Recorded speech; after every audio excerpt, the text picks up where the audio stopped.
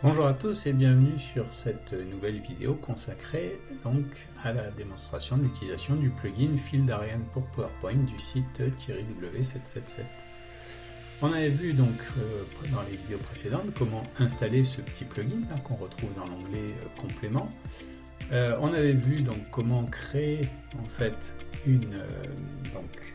un sommaire ici avec ensuite donc dans chacun des slides donc une forme contenant un fil d'Ariane et on va faire en sorte que ce fil d'Ariane se mette à jour automatiquement en fonction des slides qu'on a indiqués comme étant des débuts de chapitre. Voilà. Alors ce que je voulais vous montrer aujourd'hui, c'est que ici on avait fait un fil d'Ariane vertical, parce que moi j'aime bien cette forme-là, mais certaines personnes aiment bien en fait une version plutôt horizontale. Donc par exemple, on peut également le faire. Donc moi je reprends un rectangle à coin arrondi que je trouve assez joli. Je vais mettre une couleur de remplissage blanche toujours, voilà, et je vais dire que le texte doit être aligné à gauche. Voilà. Je resélectionne mon cadre et je vais lui dire que c'est une forme pour recevoir le fil d'Ariane. Donc je dis OK. Et enfin, je vais dire que je veux que chaque élément du fil d'Ariane soit séparé par exemple, le symbole supérieur. Voilà. Du coup, si maintenant je fais mettre à jour, et bien du coup, sur ce slide, je me retrouve avec deux formes qui contiennent tous les deux le fil d'Ariane. Voilà. Bon, ça fait un peu lourd d'avoir deux fils d'Ariane sur les mêmes slides, mais pourquoi pas. Imaginons maintenant qu'on veuille donc répliquer ce fil d'Ariane horizontal sur les autres slides. On peut utiliser cette fonction. Ici, réappliquer la forme contenant sur plusieurs diapositives. Et on va dire de la 4 jusqu'à la 7. Voilà, je dis oui.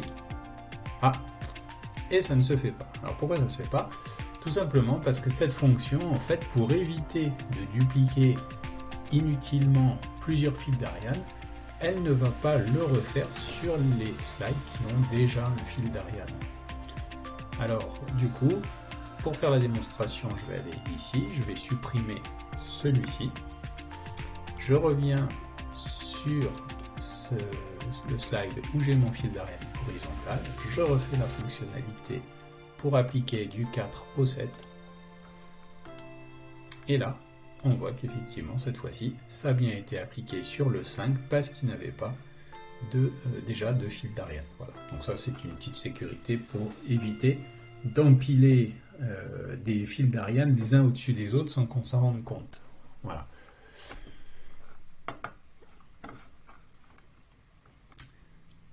Dernière chose que je voulais vous montrer, c'est ici la possibilité de définir les couleurs. Alors, je vais pour ça me remettre ici, comme ça on le verra sur les deux types de slides.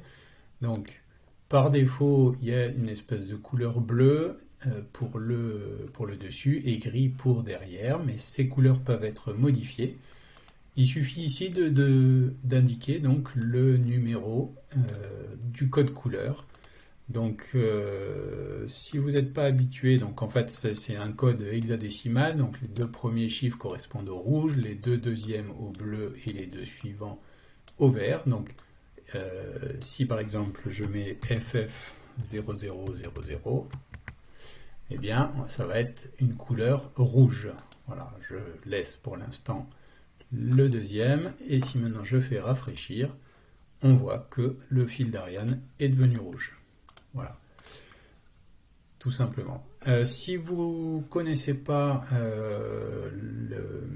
les codes couleurs, je vous recommande le site qui s'appelle, je crois, Paletton. Alors je vérifie.